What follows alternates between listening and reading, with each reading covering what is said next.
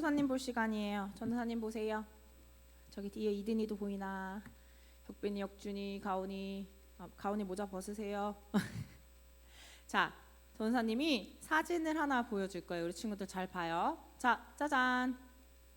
이게 무슨 사진인 것 같아요, 우리 친구들? 뭐라고요? 다시 크게 한번 말해주세요, 혁준이.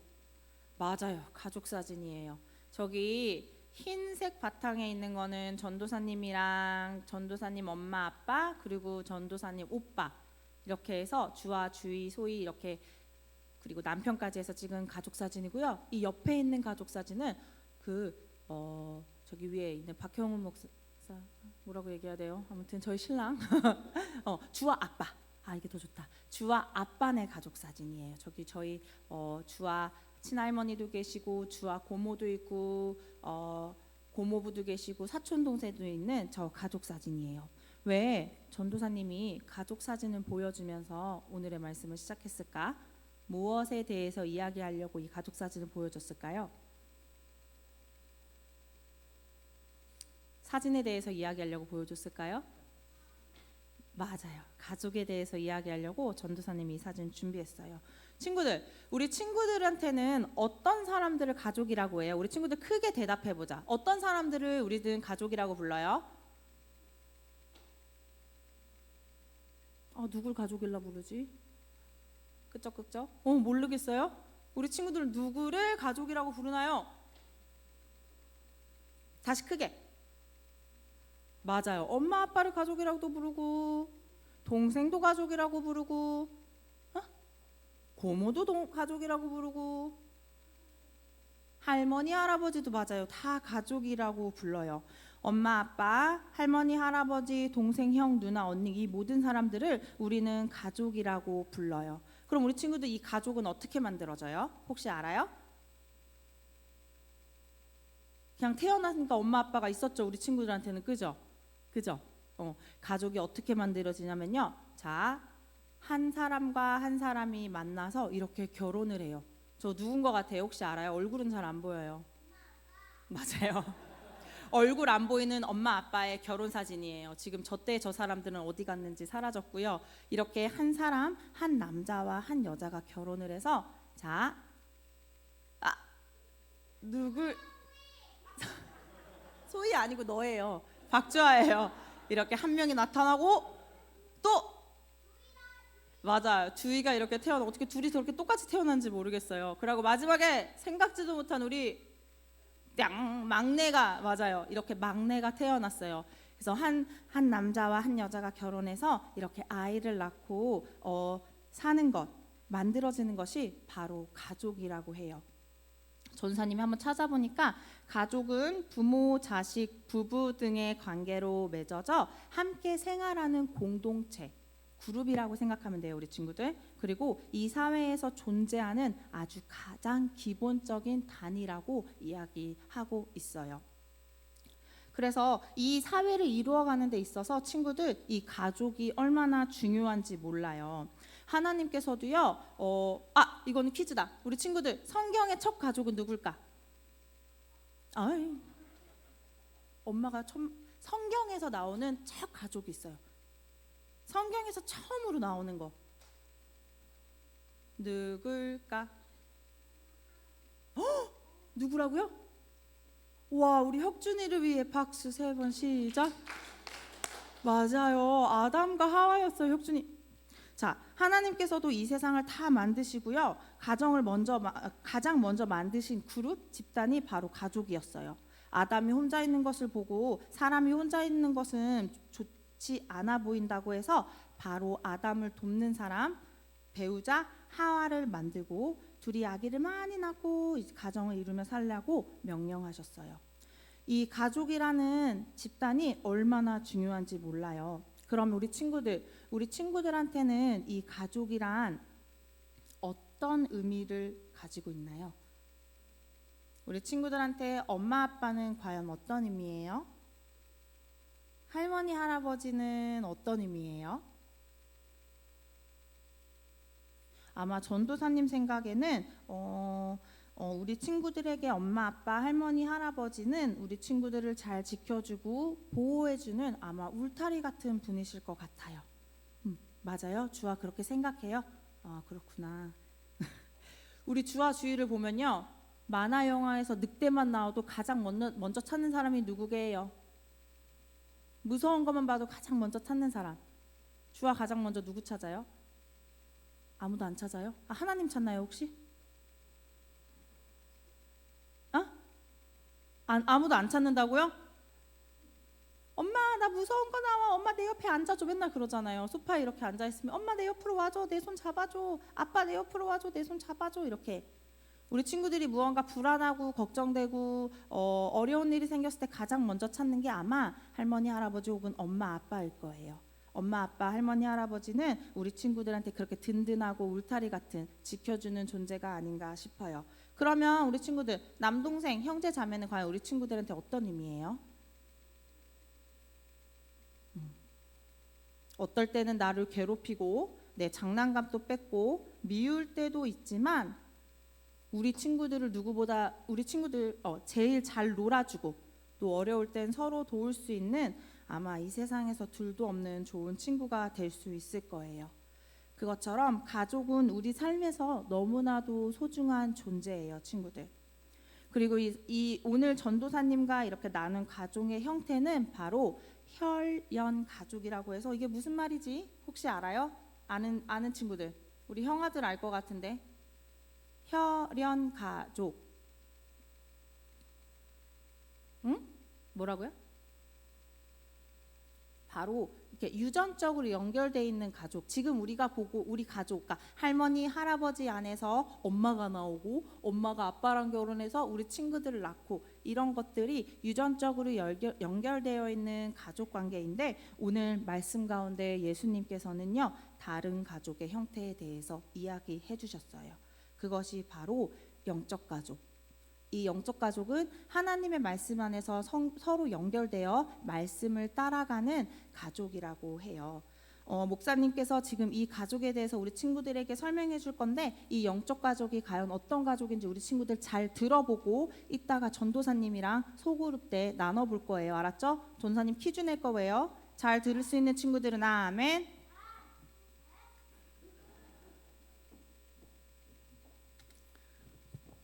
예, 오늘은 교회 하나님의 영적 가족이라는 주제로 말씀을 전하도록 하겠습니다. 우리 전사님이 가족을 잘 설명을 해주셨습니다. 가족의 정의는 일반적으로는 그냥 한 집에 같이 사는 식구들이죠. 한 집에 같이 사는 식구들입니다. 부부를 중심으로 해서 위로 아버지, 어머니, 아래로 아들, 딸, 더 아래로 손자, 손녀들이 있죠. 이 법률적으로는 뭐냐면 동일한 가족 관계 등록부에 기록되어 있는 친족들입니다. 가족관계 등록부를 떼어보면 내 가족이 누군지 정확하게 이렇게 법률적으로 나와 있습니다. 비유적으로는 어떤 조직이나 아니면 어떤 뜻을 함께하는 사람들의 모임입니다. 그래서 예를 들면 어떤 운동하는 사람들도 자기들을 가족처럼 생각하기도 하고요. 좀 나쁜 의미로 어떤 좀 폭력 조직도 자기들을 패밀리라고 부르기도 하죠. 이렇게 가족에는 일반적인 의미, 또 법률적인 의미, 또 비유적인 의미가 있습니다. 예수님께서도 육신의 가족이 있으셨죠. 우리 아동부 어린이들 한번 맞춰볼까요? 예수님 아버지 이름이 뭘까요? 요셉. 야, 좋아요. 예수님 엄마 이름은 뭘까요? 마리아. 좋았어요. 엄마 어디 갔어요 오늘? 엄마가 안 보이네. 요셉과 마리아. 자, 이거는 어른들도 잘 모르실 것 같은데 예수님의 형제들, 동생들 혹시 이름 아시나요? 마태복음 13장에 보면 예수님의 형제들, 동생들입니다. 한번 읽어볼까요? 야고보, 요셉, 시몬, 유다, 그리고 누이들. 아마 여자 형제들은 이름을 기록하지 않았습니다. 야고보는 야고보 사도입니다. 야고보서를 쓴 저기 유다는 유다서를 쓴 유다 사도입니다. 예수님 동생들이 성경도 썼어요. 이게 이제 예수님의 그 이제 육신의 가족인데, 우리 퀴즈 하나 더 나갑니다. 예수님이 몇 번째일까요? 예수님이 형제 중에서 몇 번째일까요? 우리 아동부 예수님 몇 번째일까요? 몇 번째라고요? 좋아, 몇 번째? 오, 첫 번째 맞아요.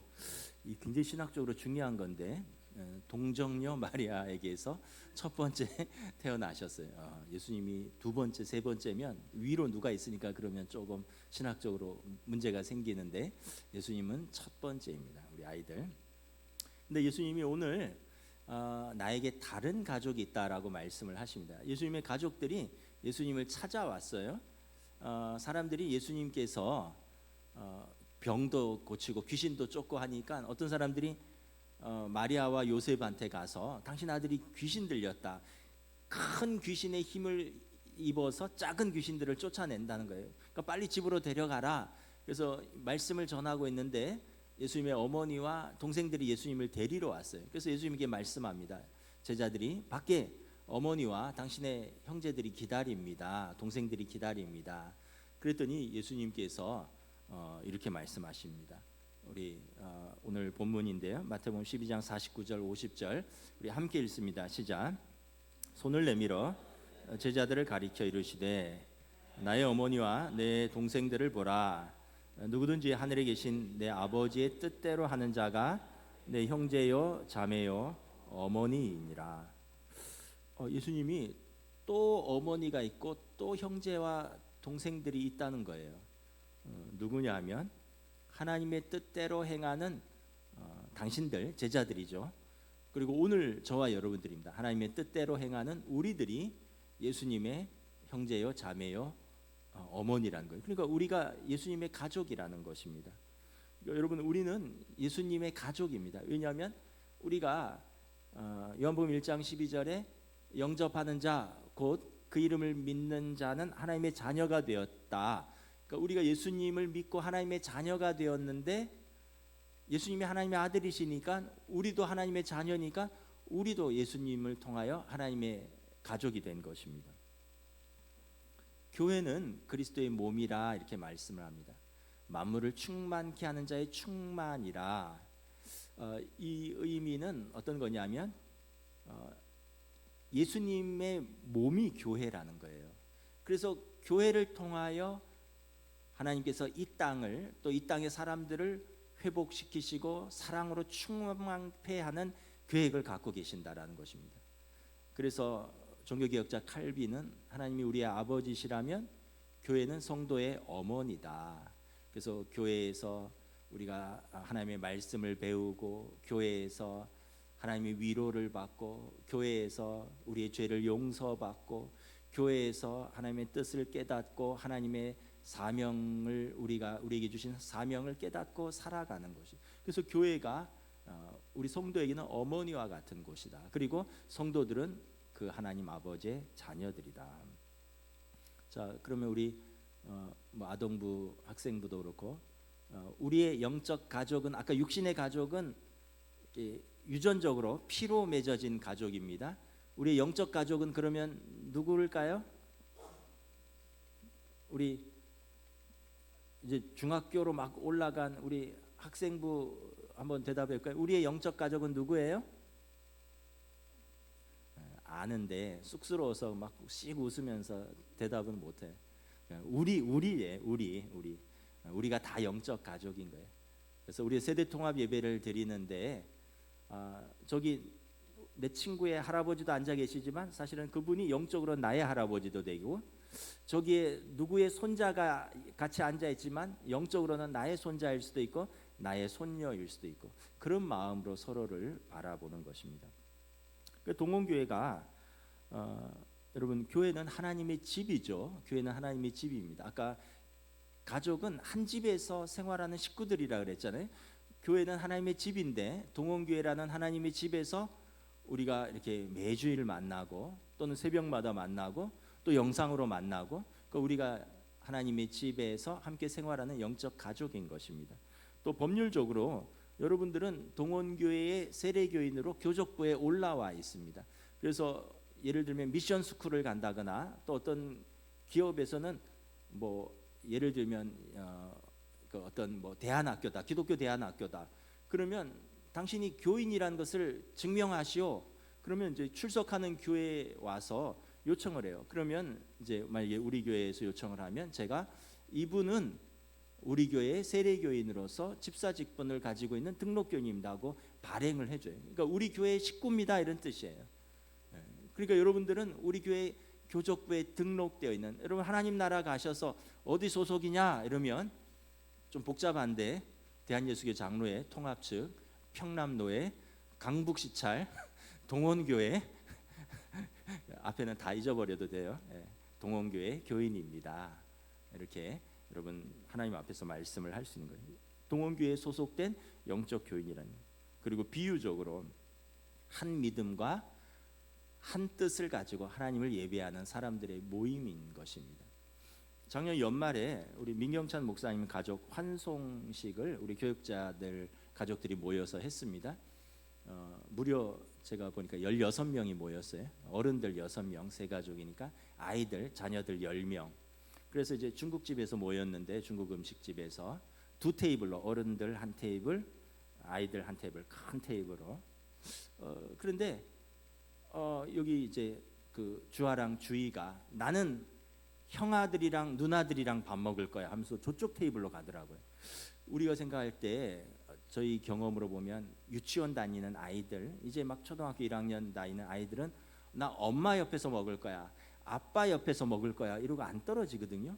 근데 아이들이 나는 저기 형아 옆에서 먹을 거야, 난 저기 언니들이랑 먹을 거야. 그래서 우리랑 엄마 아빠랑 뚝 떨어져서 저희 가서 그냥 다 큰 청년들, 형아들, 중고등학교 누나들하고 같이 짜장면 먹고 탕수육 먹고 그랬어요. 그래서 제가 생각을 해봤어요. 왜 아이들이 아빠 엄마 옆을 떨어지기 싫어하는데 어떻게 저럴까? 우리 교회에서 이제 우리가 세대 통합 예배를 드리면서 또 우리 다음 주에도 코이노니아를 하는데 함께 예배드리고 함께 놀고 함께 음식을 먹고 이러면서 1년 동안 이제 서로 낯을 가리지 않게 된 거예요. 서로 경계하지 않게 된 거예요.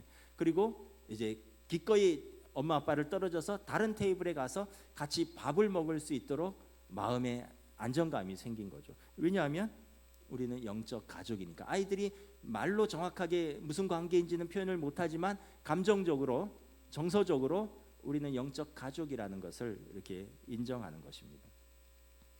여러분 각 가족이 있다면 영적 가족은 특징이 뭘까요? 영적 가족의 특징은 제가 세 가지로, 뭐 여러 가지가 있을 수 있는데 세 가지로 정리를 해봤습니다. 첫째는 거룩함입니다. 여러분 교회는 그냥 단순히 사교 집단이나 친교 집단이나 동아리가 아니에요.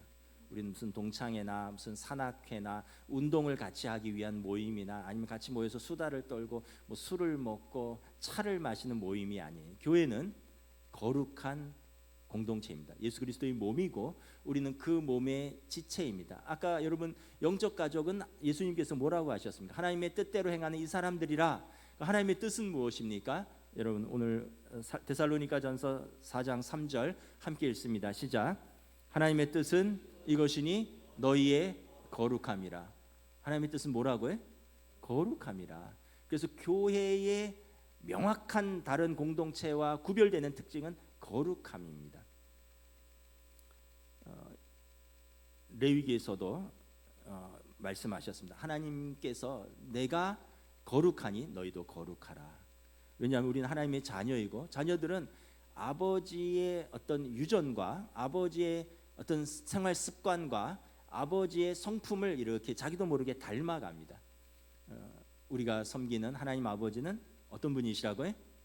거룩함이라. 너희는 거룩하라. 이는 나 여호와 너희 하나님이 거룩함이니라. 하나님이 거룩하니까 우리도 거룩한 거예요. 뭐 예전에 제자 훈련이나 또 뭐 큐티 나눔, 또 뭐 이런 모임 속에서 이제 가끔 우리 이런 이야기들을 해요.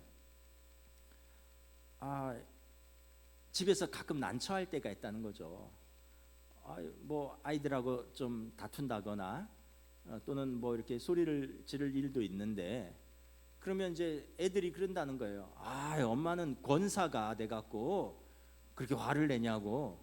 또 안 믿는 뭐 식구들이 당신은 기도하는 사람이 기도한다고 교회 다니면서 뭐 그렇게 얘기를 하냐고. 그러니까 집에서 막 화도 함부로 못 내고 큰 소리도 함부로 못 낸다는 거예요. 왜냐하면 안 믿는 가족들이 그러면은 당신 교회 다니는 권사 아니냐, 당신은 기도하는 사람 아니냐. 안 믿는 가족들이 우리를 그렇게 이야기를 한다는 거예요. 그러니까 이제 화딱 지나서 권사는 인간 아니냐 뭐 이렇다고 하는데, 근데 여러분, 근데 이것은 뭐냐면 세상이 우리에 대한 기대가 있다라는 거예요. 세상이 교회에 대한 기대가 있다는 거예요. 요즘 기대를 안 하는 것 같지만 그래도 세상이 교회에 대하여 기대하는 것입니다. 안 믿는 사람들이 믿는 성도들에게 기대하는 것이 있습니다. 당신들은 우리랑 좀 달라야 되지 않겠느냐. 그 다른 것은 뭐냐냐, 우리의 거룩함이라는 거예요. 그래서 여러분, 우리가 성경은 하나님을 사랑하고 그리고 그분에게 영광을 돌리며 또 영원히 그분과 함께 통치할 하나님의 가족들에 대한 이야기입니다. 성경은 여러분, 그래서 우리가 하나님을 예배하고 그분의 성품을 닮아가고 그분과의 관계 속에서 세상을 잘 이렇게 섬기도록 부르심을 받은 우리들인 것입니다. 내가 누군지 모르고 살아갈 때 방황합니다. 여러분, 학교 가서 내 학교 왜 다니는지 몰라. 왜 자기가 누군지를 몰라서 그래. 직장 다니면서 내가 왜 이 일을 하는지를 몰라. 방황하는 거죠. 여러분, 인생을 살면서 내가 왜 살아야 되는지 모르겠어. 가정을 꾸리면서도 내가 왜 이 집에서 내가 이 일을 하면서 살아야 되는지 몰라. 이것은 뭐냐면 자기의 정체성을 명확하게 모르기 때문에 방황하는 겁니다. 내가 누군지를 알면 어려워도 힘들어도 때로는 고난이 와도 능히 감당하면서 극복하면서 사명을 감당하는 것입니다. 여러분, 우리의 정체성은 여러분 거룩한 성도입니다. 내가 누군지를 알고 우리가 섬기는 하나님 아버지가 누구이신지를 알면 여러분 우리의 사명을 거룩하게 감당할 수 있을 줄 믿습니다. 두 번째 영적 가족의 특징은 잘 아는 사랑입니다. 여러분, 가족은 우리가 말하지 않아도 사랑으로 묶여 있습니다. 또 사랑은 여러분 하나님의 성품입니다. 하나님의 성품은 아까 내가 거룩하니 너희도 거룩함이라 했지만 하나님의 성품은 사랑이십니다. 하나님은 사랑입니다. 우리 요한일서 4장 7절 8절 우리 함께 봉독합니다. 사랑하는 자들아, 우리가 서로 사랑하자. 사랑은 하나님께 속한 것이니 사랑하는 자마다 하나님으로부터 나서 하나님을 알고 이는 하나님은 사랑이심이라.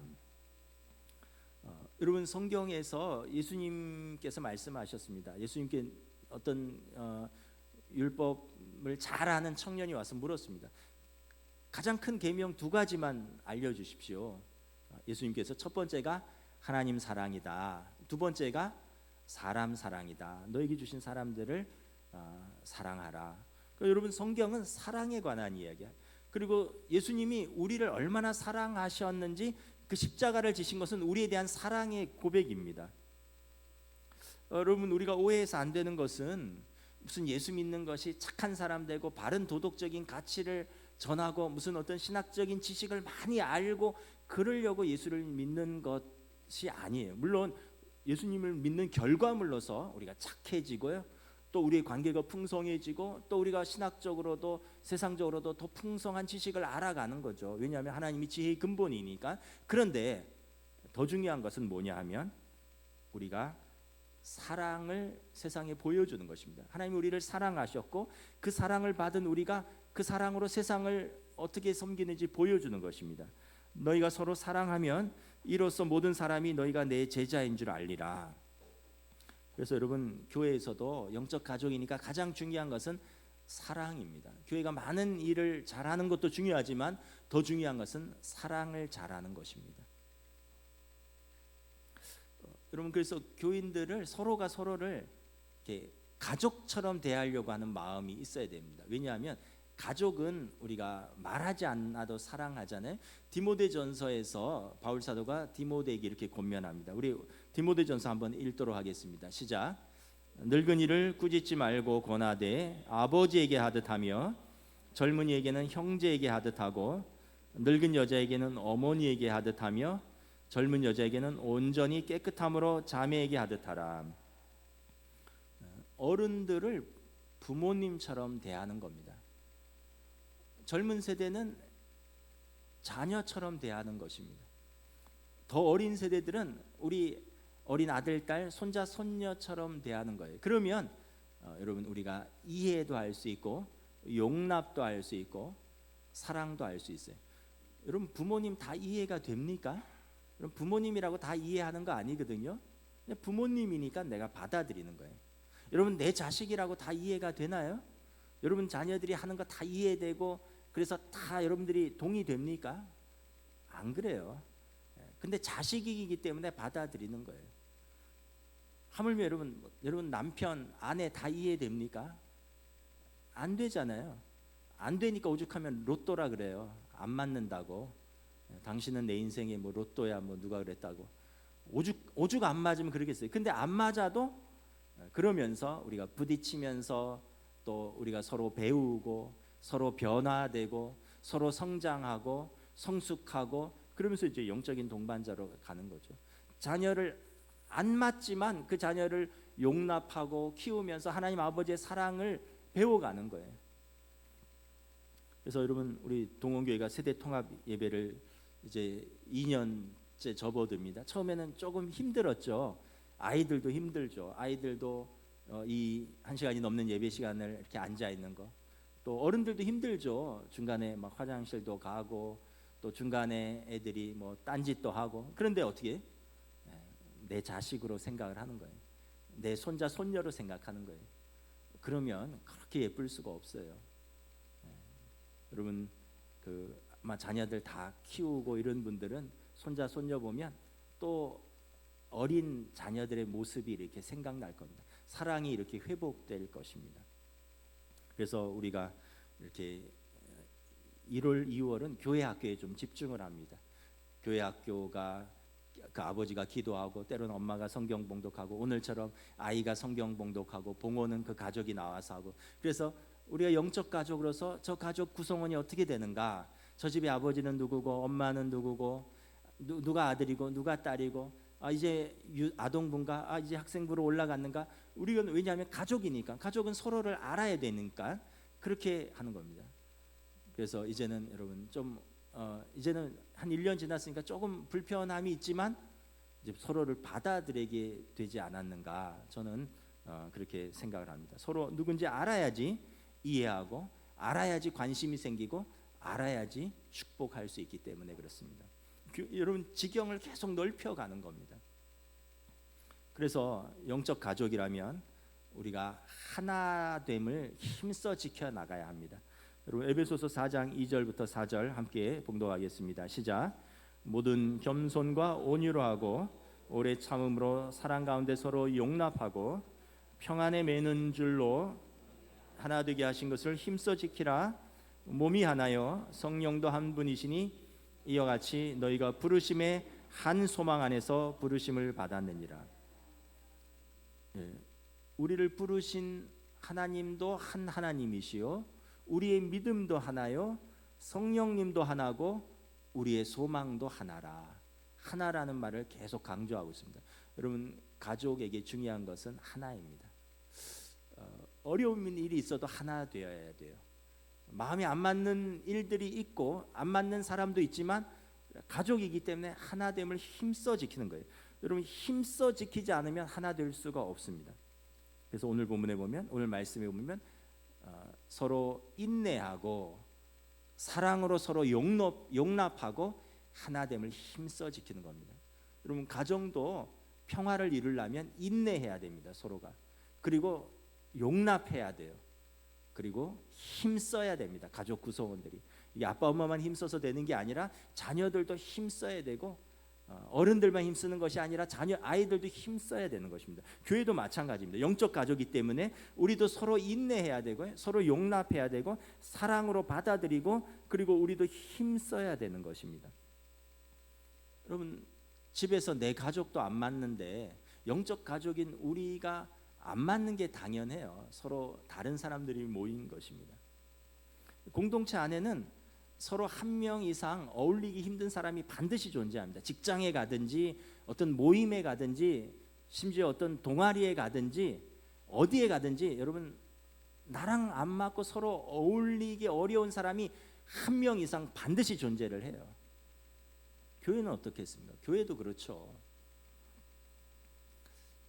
예전에 저희 교회가 전임 전도사님 한 분을 뽑으려고 면접을 했었는데 그분이 이제 좀 독특하더라고요.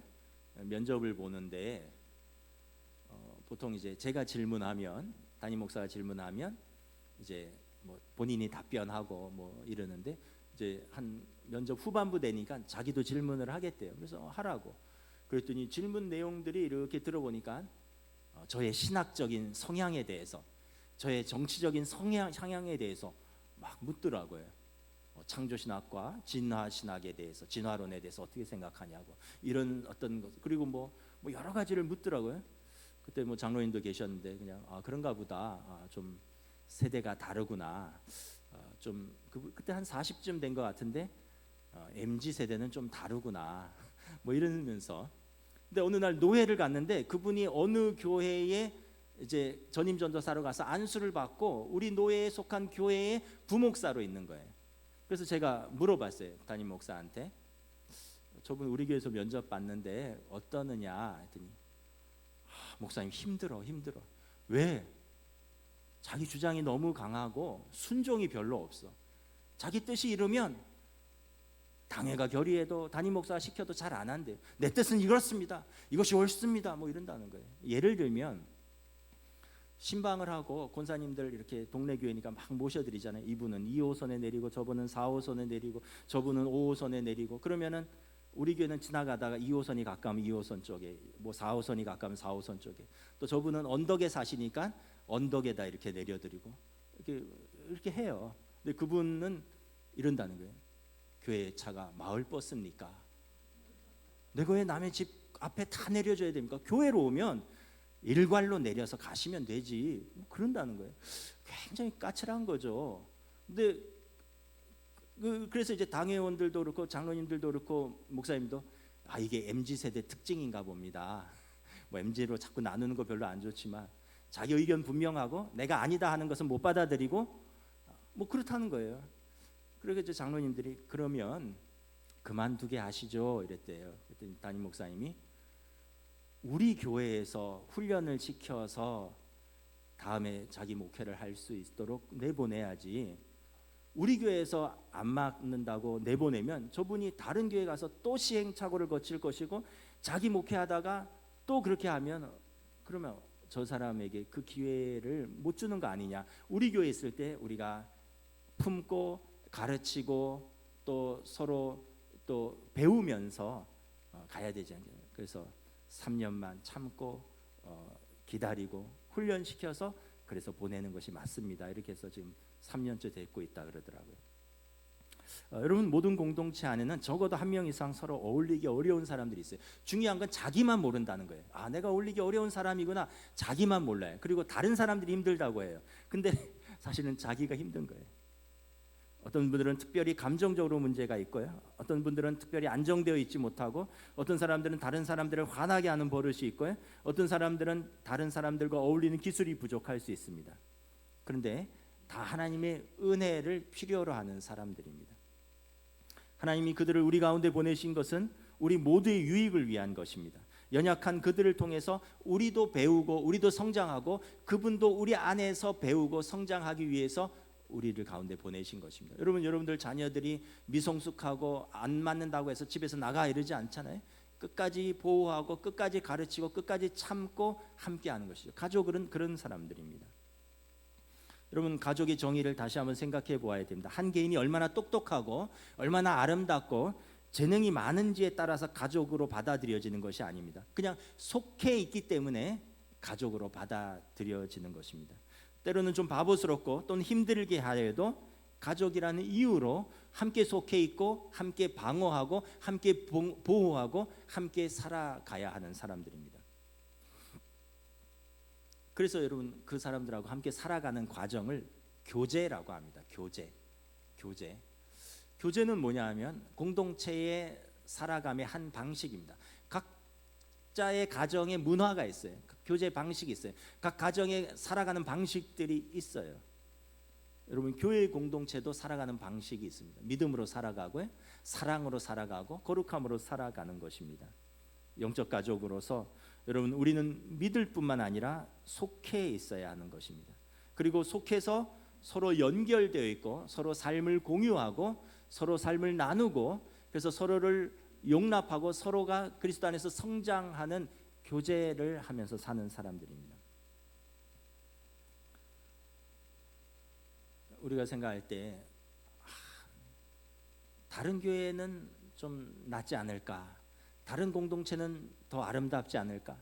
다른 공동체는 더 성숙하지 않을까? 다른 공동체는 더 사랑이 넘치지 않을까? 늘 그런 마음들을 조금씩은 갖고 있을 거예요. 저는 부친이 목회를 하셨고 저도 목회를 하기 때문에 제가 세어봤어요. 제가 지금까지 거쳐온 교회가 11교회입니다. 11교회. 여러분 10개 넘는 교회 거쳐보셨어요? 일반인은 하기 힘들죠.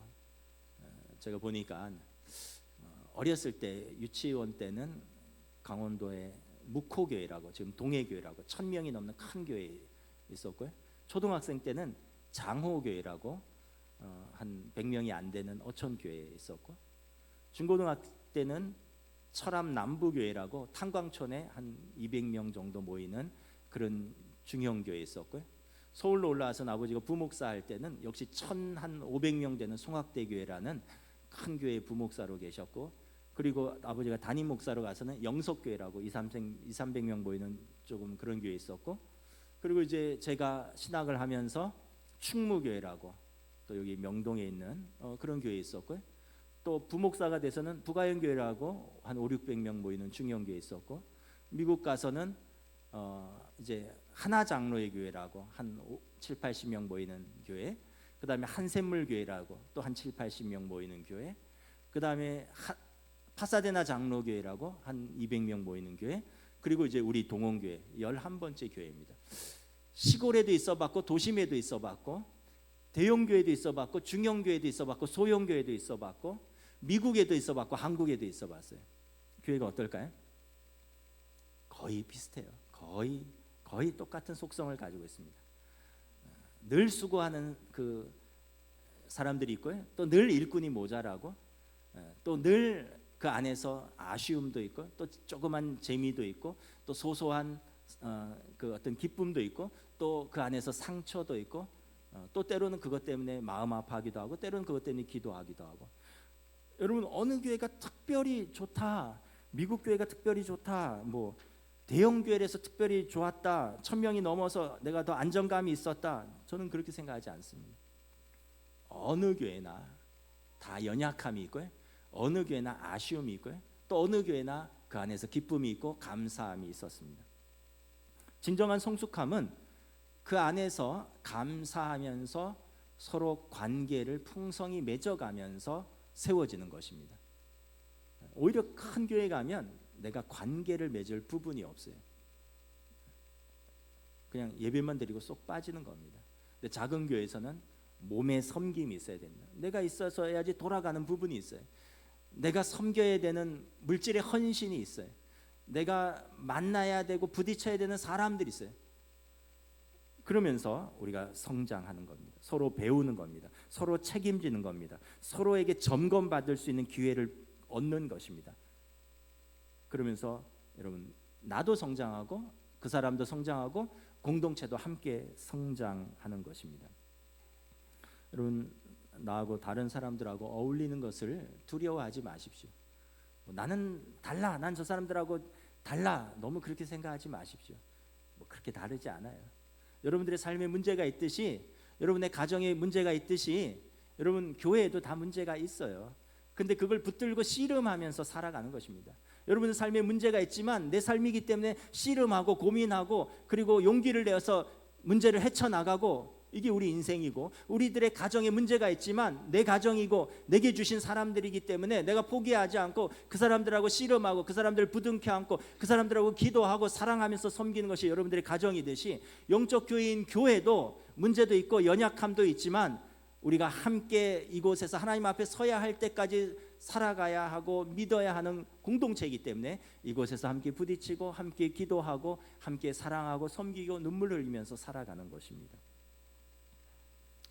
독일의 순교자 디트리 보네포 목사님이 성도의 공동생활 라이프 투게더라는 책에서 이렇게 말했습니다. 우리의 교회에 대한 시험과 환멸은 우리의 완벽함에 대한 잘못된 기대를 없어주기 때문에 좋은 것입니다.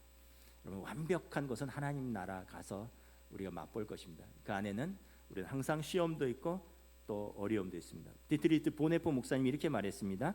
믿는 사람들이 모인 공동체 자체보다 공동체에 대한 자신의 꿈을 더 사랑하는 사람은 그 공동체를 파괴하는 사람입니다. 공동체보다 자신의 꿈을 더 사랑하면 공동체를 파괴한다는 거예요. 만일 우리가 속한 공동체에 대한 사람이나 경험이나 예산의 부족, 약점, 작은 믿음, 그리고 어려움에도 불구하고 매일 감사하지 않으면서 모든 것이 하찮고 사소하다고 불평만 한다면 우리는 하나님이 세우신 공동체의 성장을 가로막는 길입니다. 보네포 목사님이 하신 말씀입니다. 여러분 공동체에 참여하고 기여하는 것보다 한 발짝 뒤로 물러서서 섬기는 사람들을 비판하는 것이 훨씬 쉽습니다. 그리고 비판하다가 여의치 않으면 빠져버리는 것이 더 쉬운 길입니다. 그러나 예수님께서 말씀하셨습니다. 제자도는 그런 것이 아니라 자기를 부인하고 자기 십자가를 지고 주님을 따르는 길입니다. 주님께서 우리의 교회의 하나됨을 보호하고 증진시키는 책임을 우리에게 맡겨주셨고 또 우리가 이것을 온전히 감당할 때 나도 성장하고 우리 영적 가족도 성장할 것입니다. 어느 가정도 마찬가지잖아요. 가정에서 책임을 감당하고 헌신할 때 그 가정이 아름다워지듯이 영적인 가정도 동일한 것입니다. 말씀을 마치겠습니다. 여러분, 교회가 왜 중요할까? 하나님이 가장 사랑하시는 곳이 교회이기 때문에 그렇습니다. 예수님이 교회를 사랑하셨고 교회를 위해 자신의 생명을 주셨습니다. 그리고 하나님은 교회에 복을 주셨습니다. 내가 교회를 세울 것이고 어둠의 권세가 그것을 정복하지 못할 것이다. 2024년 새해를 맞이했습니다. 우리 교회가 예수님 보시기에 아름다운 영적 가족으로 또 교회를 통해서 우리 믿음이 회복되고 또 여러분들의 삶에서 새 힘을 얻고 또 여러분의 가정이 교회와 연결되어서 거룩하고 화평이 있는 가정으로 세워지기를 우리 주님의 이름으로 축복합니다. 우리 찬양하겠습니다.